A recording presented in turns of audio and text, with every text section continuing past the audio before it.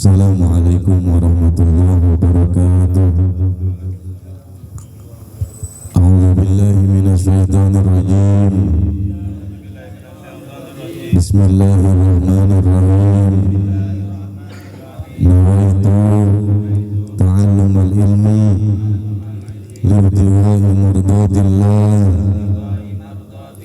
wa izalatil jahli an-nafsi wa sa'iril juhal wa ibqa'il islam wa ihya'id din wa syukri ala ni'matil aqli wa sihatil badan wal afiyah birahmatika ya arhamar rahimin. Allahumma fahimni ilma syari'ah wa tariqah wal haqiqah wasta'milni biha bihaqqi sayyidina Muhammadin wa ala alihi wa sahbihi ajma'in. Allahumma salli ala sayyidina Muhammadin nabiyil habibil mahbub syafil ilali mufarridil kurub wa ala alihi wa sahbihi wasallim walhamdulillah rabbil alamin. A'udzu billahi minasy syaithanir rajim. Bismillahirrahmanirrahim. Faslun. Al-ma'u qalilun wa kasirun. Al-qalilu madun al-kullatain wal kasiru kullatani fa aksaru. Al-qalilu yatanajjasu bi wuqu'in najasati fihi wa illam yataghayyar. Wal ma'u kasirun la yatanajjasu illa idza taghayyara ta'muhu aw launuhu aw rihuhu. Alhamdulillah, para hadirin wal hadirat rahimakumullah yang saya hormati. Wabil khusus selaku ketua DKM Mushola Baitul Faizin Bapak Ustadz Fitriyadi beserta jajaran, juga yang sama-sama kita hormati guru kita bersama Ustadz Abi Sofyan, yang kita doakan mudah-mudahan barisan para guru-guru kita senantiasa disehatkan badan jasmani dan juga rohani. Juga wabil khusus yang saya hormati selaku kesepuhan RT 01, para bapak-bapak hadirin rahimakumullah, Bapak Ketua RT 01 dan jajarannya yang alhamdulillah pada kesempatan malam hari ini memfasilitasi tempat dan jamuan dalam rutinitas mingguan kita, yakni Safari Rotibul Atas. Mudah-mudahan atas waktu yang sudah disinggahkan dan persiapan yang sudah disiapkan, Allah jadikan pahala, Allah jadikan selamat dunia dan juga akhirat.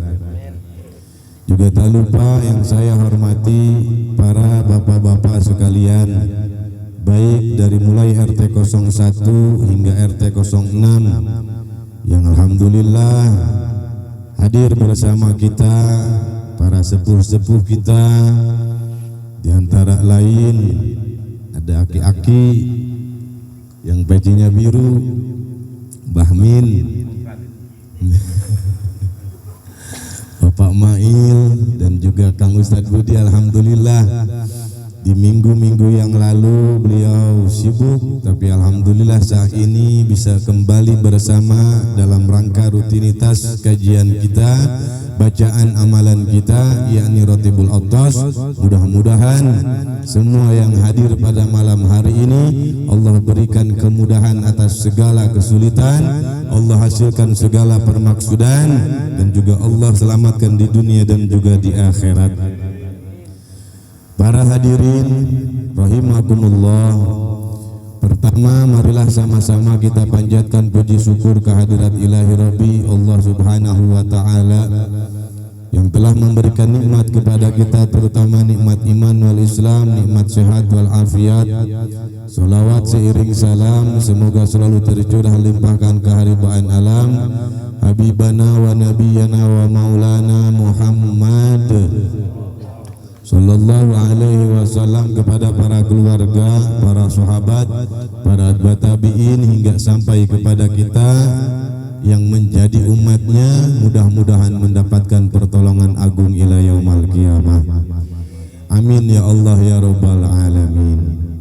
Para hadirin jamaah Ratibul Aqdas rahimakumullah, bersyukur yang patut kita syukuri atas nikmat yang luar biasa, manakala nikmat tersebut tergolong menjadi nikmat yang utama, yakni nikmat iman yang disempurnakan oleh dengan nikmat keislaman, yang disusul dengan nikmat kesehatan, baik sehat jasmani dan juga rohani. Maka pada malam hari ini, ketika mana nikmat tersebut yang sudah kita syukuri menjadi sebuah keberuntungan yang luar biasa, kalau kita menerima nikmat itu dengan berlapang dada. Maksudnya ketika Allah Subhanahu wa ta'ala berikan nikmat, kita dapat melangkahkan kaki, kita bawa langkah kaki ini, badan duduk di majlis ilmu. Ketika Allah Subhanahu wa ta'ala sempurnakan nikmat kita dengan telinga, dapat mendengar lantunan sholawat yang sudah sama-sama tadi kita baca. Ketika Allah Subhanahu wa ta'ala memberikan nikmat yang agung, mulut yang dapat berbicara, yang mengamini atas doa tadi, maka itu pun termasuk anugerah yang luar biasa, yang mudah-mudahan kita tergolong umat Kangjeng Rasulullah yang bahagia di dunia dan bahagia di hari akhir. Karena kenapa? Kangjeng Rasul sallallahu alaihi wasallam mengatakan, rajulun amkanahu talabul ilmi lam yatlub. Ada seseorang yang akan terbilang rugi nanti di hari akhir. Bukan rugi di alam dunia.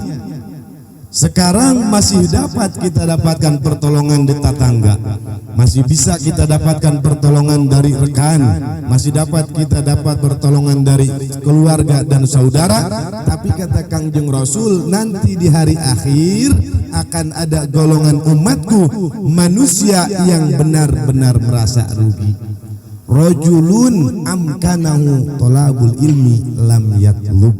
Dia yang diberikan waktu yang leluasa oleh Allah, diberikan harta, nikmat, kesehatan badan jasmani dan rohani, tapi tidak mampu untuk duduk di majlis ilmu, tidak mampu untuk menuntut ilmu agama Allah, lam yatlub, maka orang tersebut dibilang orang yang paling rugi nanti di hari akhir. Na'udzubillah summa na'udzubillah min dzalik. Maka alhamdulillah, penting kita syukuri, seyogyanya kita mengucapkan kalimat alhamdulillahirabbil, karena ini tauhid yang luar biasa yang tidak ternilai berapa harganya. Kalau boleh kita pilih, mending kita santai enak duduk di rumah. Tadi seharian kerja sibuk, capek, lelah, lemah. Tapi karena ada taufik dari Allah, digerakkan hati kita, duduk kita di majlis ilmu, sampai sekarang terjadi kita duduk bersama, berjamaah dalam membaca Ratibul Aqdas. Maka ini termasuk anugerah yang agung yang memang tidak diperlihatkan oleh Allah Subhanahu wa ta'ala. Kalau Allah Subhanahu wa ta'ala memperlihatkan anugerah yang agung bagi siapapun yang ingin dan mau menuntut ilmu, maka niscaya orang akan bersedek-sedekan untuk hadir di majlis ilmu.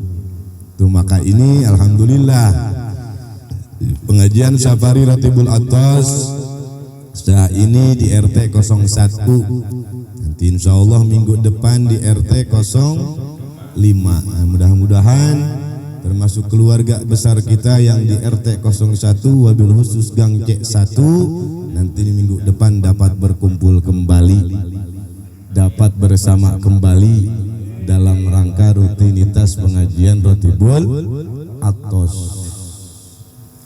Makanya ngomong-ngomong ngaji mah pasti malas, bener, malas ngomong-ngomong ngaji mah, berat. Padahal duduk gratis, nggak bayar, makanan semua halal, bener. Angin lah tuh paling sepoi-sepoi. Coba kalau misalkan kita naik perahu,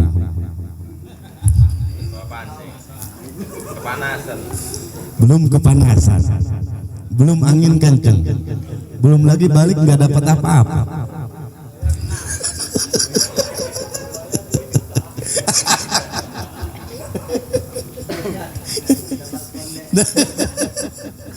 Tuh, maka ini alhamdulillah. Belum lagi para hadirin wal hadirat rahimakumullah, kita memasuki pada pelajaran yang sebelumnya yang sudah sama-sama kita ketahui, yang padahal berbicara mengenai sholat, berbicara mengenai doa dan bacaan di dalam sholat, itu insya Allah 85% orang Gerahama udah pada paham, orang Gerahama udah pada hafal, benar. Tapi kadang-kadang namanya ini sholat, kewajiban yang diwajibkan oleh Allah kepada kita, yang saat itu kita terima karena amanah dari Allah. Kalau dalam posisi begini pasti banyak lupa, banyak lupa. Nah, mudah-mudahan setelah mana di dalam materi ini masih mengenai bahasan wudhu, yakni bersuci dari hadas kecil, pulang pergi kita dari tempat ini kembali ke rumah masing-masing, kita pun disucikan oleh Allah dari dosa-dosa kita. Amin ya rabbal alamin. Maka pertama yang sudah sama-sama kita ketahui mengenai fardu wudhu adalah benar, padahal mah kita wudhu setiap hari. Yang pertama niat, yang kedua basuh wajah, lalu yang ketiga dua tangan sampai sikut, empat mengusap kepala, kelima membasuh kedua kaki sampai mata kaki, keenam tartib. Apa tuh? Alhamdulillah.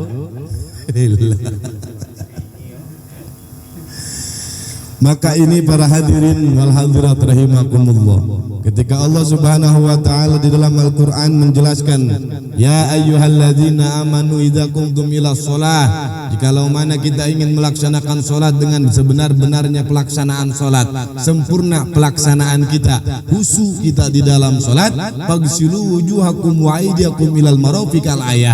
Maka perintah dari Al-Quran yang dilengkapi oleh hadis Kangjeng Rasulullah yang disebut wudu ini harus sempurna.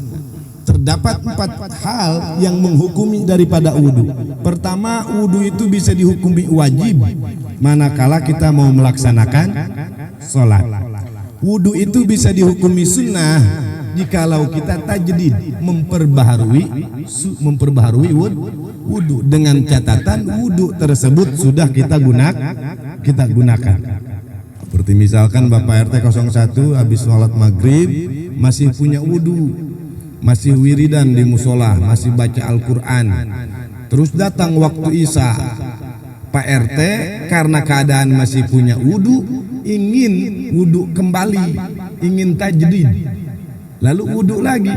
Tapi perlu diingat untuk wudu yang kedua, yang kalau dengan catatan kita masih suci, masih punya wudu, tidak ada kita niatkan untuk membersihkan dari hadas kecil, tapi sudah cukup kita niatkan untuk memperbaharui sunnah wudu.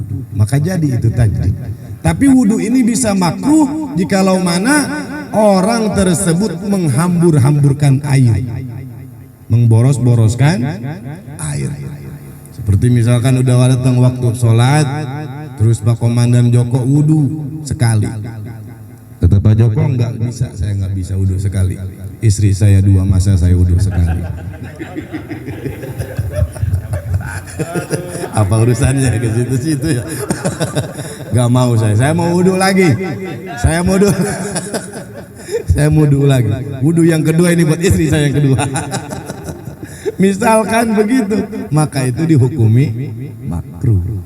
Bisa wudhu itu haram kalau air yang kita gunakan air yang dapat kita hasil nyolong. Naudzubillah summa naudzubillah min zalik. Maka di sini para hadirin rahimakumullah, di dalam pasal dijelaskan mengenai air yang dapat digunakan untuk bersuci.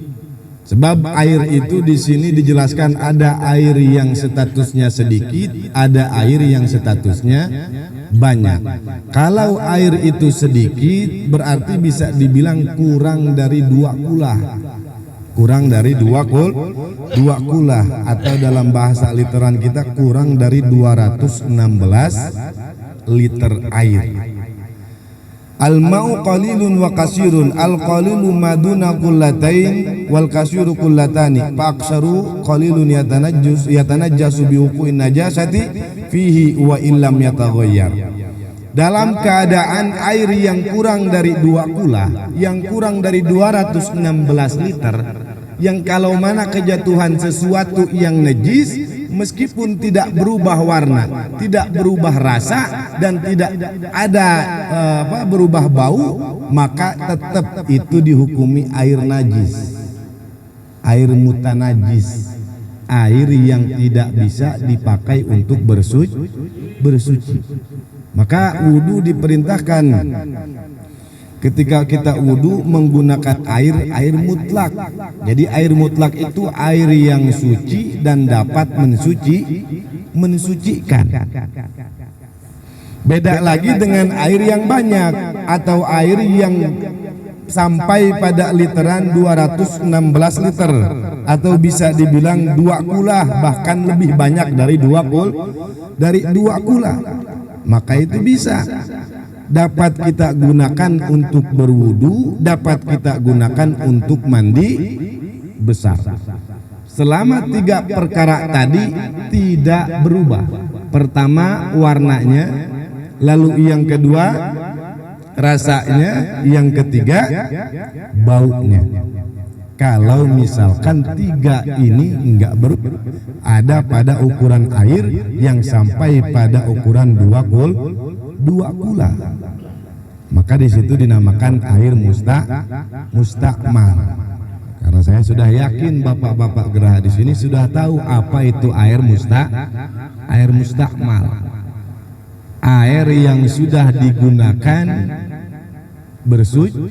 bersuci itu namanya air mustakmal. Seperti misalkan kita pakai keran, wudu pakai keran, di bawahnya ada ember, kita wudu di situ. Terus air yang jatuhan dari wudu yang kita pakai wudu pada ember tersebut, maka itu dinamakan air mustakmal. Sah apa tidak kalau kita pakai wudu? Tidak sah. Ulama ahli kasab yang dapat melihat rahasia keagungan syariat menjelaskan bahwa kenapa air tersebut, air yang dinamakan air mustakmal, tidak sah digunakan berwudu, tidak bisa digunakan untuk mandi besar, karena pada kenyataannya bagi ulama yang kasyaf melihat baunya air tersebut lebih bau daripada air comberan. Cuma kan kita memang nggak kasyaf, kita melihatnya tuh biasa aja. Kadang-kadang kita sayang juga itu air, biar atau masih bening, masih bersih, benar. Padahal ulama-ulama kasyaf, ahli-ahli Allah melihat rahasia keagungan dari syariat, salah satunya dari air mustakmal. Kenapa alasannya tidak bisa digunakan untuk berwudu? Karena baunya lebih daripada bau air comberan. Kenapa? Sebab habis ngangkat dosa yang ada pada dalam diri kita. Itu air mustakmal. Fa'in jumi al-isti'mal, Fabalagha qullatain famutahhirun. Tapi jikalau air musta'mal, satu tempat di dalam masjid itu misalkan ada yang sholat 200 orang, di bawah keran yang digunakan wudhu disiapkan ember untuk menampung air tadi. Jikalau mana sudah dikumpulkan 200 orang tersebut, airnya disatukan pada satu kula yang lebih daripada 2 kula, lebih dari ukuran 216 meter, maka air mustakmal tadi jikalau kenyataannya banyak melebihi dari 2 kula, famutahhirun, maka itu dapat dipakai untuk bersuci. Jadi juga bisa untuk dipakai mandi besar, manakala air yang mustakmal yang kita kumpulkan, yang kita satukan dapat menjadi air yang berukuran 216 liter atau lebih. Tuh para hadirin rahimakumullah, mengenai berbicara soal air. Makanya sekarang kita ada air yang bau itu tuh apa, kaporit, bau kaporit, benar, atau air etra. Maka ada beberapa yang disebut air mutlak yang suci dan dapat mensucikan. Pertama disebut air laut, yang kedua air sungai, yang ketiga air hujan, yang keempat air sumber atau mata air, yang kelima air embun, yang keenam salju, termasuk air etra tadi. Apa sih itu namanya biasanya yang begitu di walet, Bi? Itu yang bau-bau begitu tuh di walet biasanya tuh. Ada di sini kan?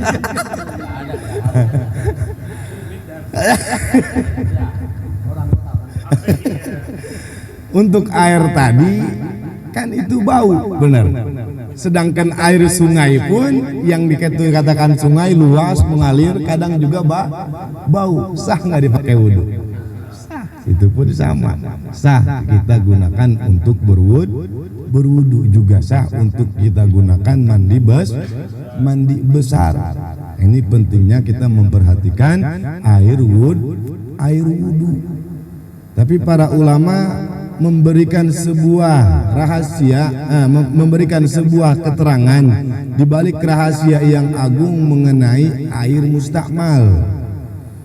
Jadi orang tua dulu kalau misalkan lagi sakit perutnya udah luar biasa, itu yang diminumin air yang dia gunakan setelah ia berwudu, bekas wudu itu suka dikasih sama orang yang lagi sakit perut. Bahkan sampai anak kita pun, misalkan ini anak bandel bener, suruh ngaji nggak mau, suruh ngaji kagak mau, berjamaah ke musola marah mulu, dinasihatin udah, dibilangin juga udah. Maka tiada lagi caranya selain itu tadi, air yang kita gunakan wudhu, bekas wudhu tadi, bekas air tersebut kita kasih itu ke anak. Makanya saya pernah tanya sama guru saya waktu menjelaskan ini bisa dapat ngelemesin hati istri apa enggak gitu. Belum saya coba juga, mudah-mudahan aja bisa ini. Mudah-mudahan bisa ngelemesin hati istri.